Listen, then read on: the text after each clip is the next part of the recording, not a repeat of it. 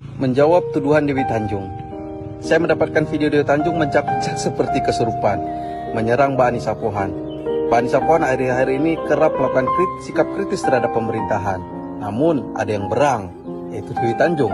Biar tidak menyesatkan, saya bantu jawab tuduhan-tuduhan tersebut.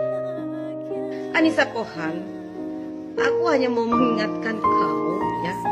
Kau ini juga bukan orang yang baik-baik amat. Komen kayak gini nggak perlu dijawab. Kasih saja cermin deh, banyak kisah detailnya. Atau saya bacain beberapa ya. Mbak Dewi Tanjung ini politisi PDIP. Pertama, pada tahun 2019, membuat tuduhan palsu atas penyidik senior KPK Novel Baswedan. Saat itu Dewi Tanjung menuduh Novel Baswedan berpura-pura kena siraman air keras. Ahli hukum pidana dari Trisakti, Abdul Fikar, mengatakan bahwa Dewi Tanjung bisa dikenakan pasal 220 KUHP tentang laporan palsu. Kedua, dia hobi mempolisikan orang. Beberapa politisi senior seperti Amin Rais, Prabowo Subianto, dan lain-lain pernah dilaporkan Dewi Tanjung walaupun ditolak kepolisian. Ketiga, dia terkenal suka sebarkan kebencian terhadap ulama. Dia sering menghujat beberapa ulama seperti UAS, Habib Rizik, almarhum Ustadz Maher, almarhum Tengku Zulkarnain, dan lain-lain.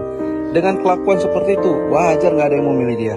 Maka dia adalah caleg yang gagal untuk mencalonkan diri dan jadi anggota DPR dari PDIP, dari Dapil 5 Jawa Barat. Itulah Dewi Tanjung. Artinya kau tuh kan anak koruptor. Bapak kau kan korupsi, ya kan? Hukuman Aulia Pohan kan jelas, menggambarkan bahwa di era Presiden SBY, hukum itu adil, hukum itu tegak lurus, hukum itu tidak tajam ke bawah maupun tumpul ke atas. Hukum itu berjalan sebagai mestinya. Lagian kan kasusnya Aulia Pohan juga sudah selesai. Apa kaitannya dengan Pak Anissa Pohan? Dan kesalahan orang tua juga tidak dapat diwariskan terhadap anaknya. Nah, misalnya saya analogikan, jika bapak kau Dewi Tanjung seorang perampok, apakah dirimu juga sebagai perampok? Itu nggak usah banyak bacot, nggak usah banyak ngomong. Diam, kau tunjukin aja prestasi kau udah menjadi warga negara yang baik. Jangan kau merasa jadi istrinya AHY, mantunya SBY, tuh kau merasa bisa bersuara. Hello, sadar diri dong.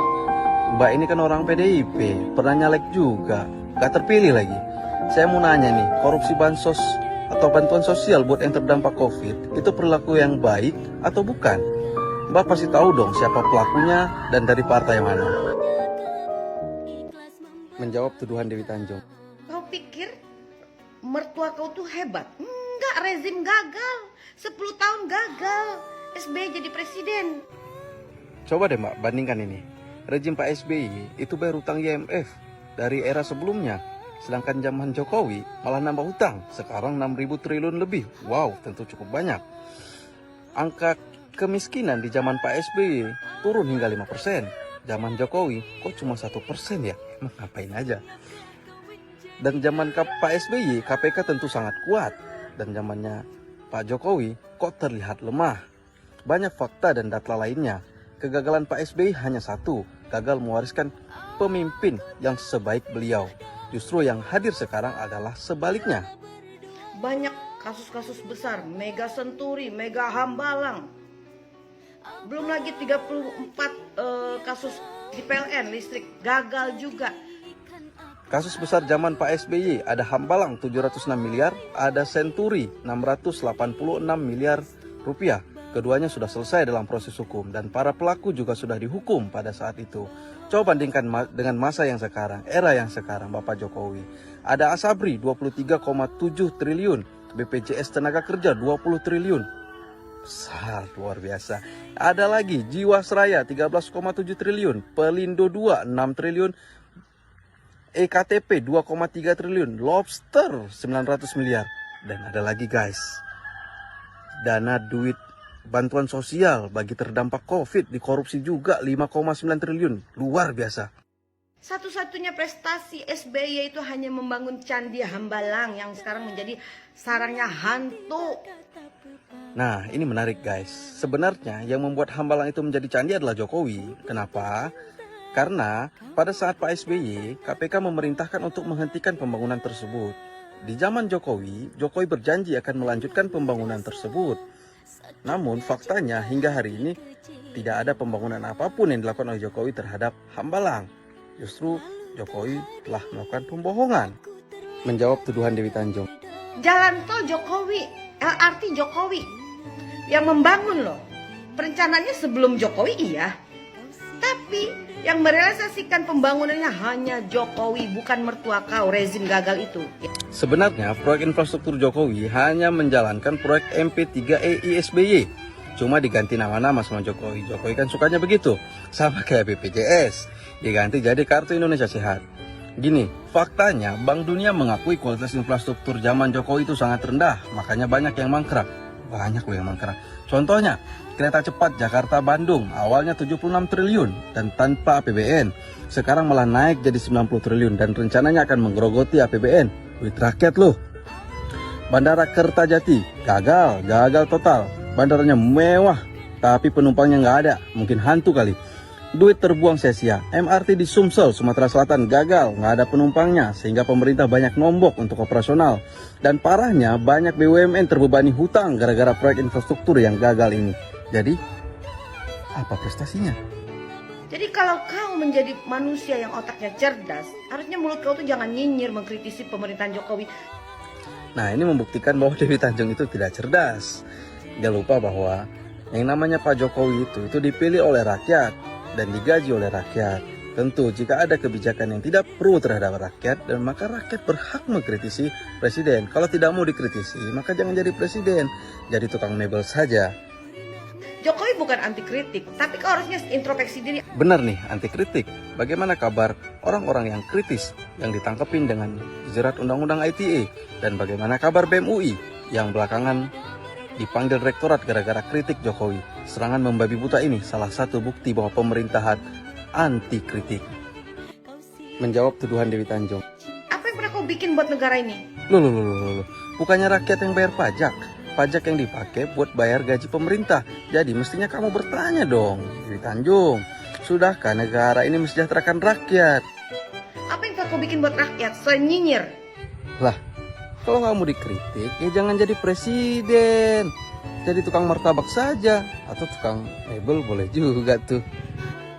Yang kau bangga-banggakan kau jadi istri AHY, hello. Ya wajar dong Mbak Anissa Pohan banggakan Mas Ahy. Ganteng, gagah, pintar, ketua umum partai pula. Dan banyak juga sederet prestasi yang dimiliki Mas Ahy. Menjawab tuduhan Dewi Tanjung. Hello, karena kau sakit hati AHY tidak masuk ke daftar ke calon menterinya di kabinetnya Jokowi. Halo, ngerti politik gak sih Mbak? Ahy saat ini kan ketua umum partai dengan lebih 10 juta suara. Derajatnya lebih dari jabatan menteri karena ia bisa menunjuk orang untuk diusulkan jadi menteri oleh presiden. Seperti Bu Mega menunjuk beberapa orang untuk jadi menteri Jokowi. Tuduhan Mbak ini menunjukkan Mbak tak paham politik. Hei, kau harus tahu ya, AHY itu aja jadi RW aja belum pantas. Ahy masih mending, gak mentang-mentang anak presiden, aja mumpung jadi wali kota. Ahy ini ketua umum partai, dan partai sangat beruntung dipimpin oleh Mas Ahy. Karena secara elektabilitas, Partai Demokrat terus naik sejak dipimpin oleh Mas Ahy. Satu lagi yang perlu diketahui dan ini sangat menarik. Di saat Purnawirawan Jenderal dari kekuasaan ingin mengambil alih paksa Partai Demokrat, Ahy berhasil melewati hal tersebut, bahkan secara menang telak. Artinya, ini menunjukkan kualitas Mas Ahy bisa menaklukkan Purnawirawan Jenderal yang ada di kekuasaan. Dia jadi ketua umum di Demokrat itu karena bapaknya, bukan karena prestasi. Emang kau pikir AHY itu cerdas? Nah, kan terbukti, Mbak ini nggak paham politik. Demokrat itu partai demokratis, bukan oligarki. Selama 20 tahun berdiri, ketua umumnya sudah ada 5. Sedangkan partai yang Mbak singgahi, sudah 20 tahun lebih berdiri, ketua umumnya itu-itu saja. Dan Mas Ahy dipilih secara aklamasi, bukan ditunjuk oleh Pak SBY untuk menjadi ketua umum partai. Ahy dipilih secara aklamasi di Kongres kelima Partai Demokrat. Bicara soal kecerdasan AHY, tentu AHY merupakan orang yang cerdas dan pintar, selalu menjadi lulusan terbaik. Bahkan di saat Megawati menjadi presiden, Megawati menyematkan penghargaan Adi Makayasa kepada AHY karena lulusan terbaik di Akademi Militer. Menjawab tuduhan Dewi Tanjung. Karena kau merasa kau mantu bekas mantan presiden. Itu kau mau bisa seenaknya bersuara. Waduh, mbaknya nggak paham konstitusi nih. Kebebasan berpendapat itu kan dijamin konstitusi, dijamin undang-undang. Coba deh baca Undang-Undang Dasar 1945 pasal 28 supaya mbak ngerti dan sehat pikirannya. Nah, nggak bisa.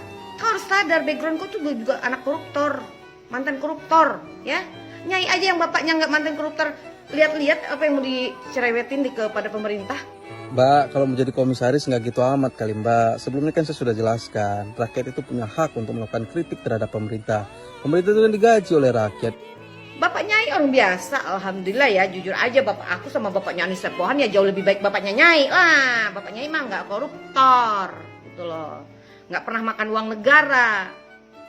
Syukur deh Mbak kalau bapaknya Mbak baik. Tapi saya yakin bapaknya Mbak sedih melihat kelakuannya Mbak di sosial media. Saya berharap Mbak segera bertaubat dan terus membahagiakan orang tua dengan cara-cara yang benar. Menjawab tuduhan Dewi Tanjung. Kau Anissa, harusnya kau pikir pakai otak kau yang cerdas itu. Kalau kau emang cerdas ya, kau diam.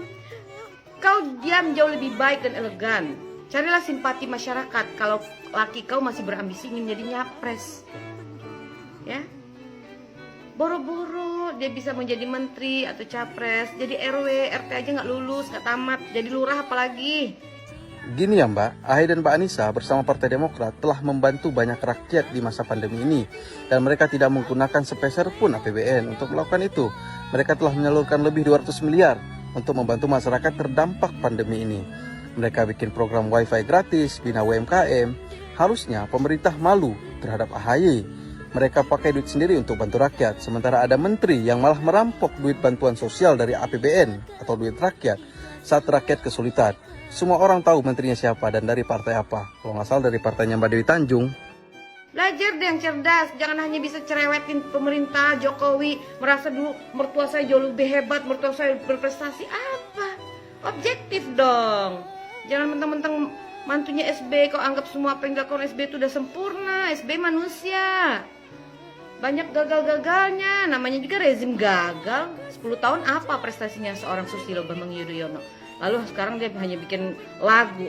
Nggak lama abis ini baper, nangis-nangis. Nangis deh tuh mertua lo. Mbak Dewi Tanjung ini ngulang-ngulang terus. Kayaknya kehabisan topik ya. Kalau mau jadi komisaris nggak gini amat Mbak. Sing sabar toh Mbak, sing sabar. Nah teman-teman, jadi jangan didengerin ya perempuan cerewet yang bernama Anissa Pohan. Dia harusnya sadar diri, anak koruptor tuh jangan banyak bacot.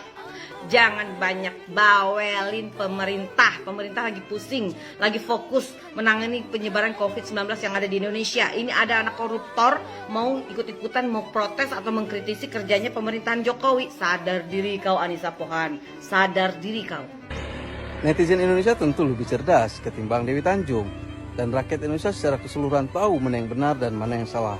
Dan rakyat Indonesia secara keseluruhan akan membela dan mendukung suara-suara kritis yang menyuarakan suara rakyat, yang menyuarakan persoalan rakyat demi memperjuangkan hak-hak rakyat.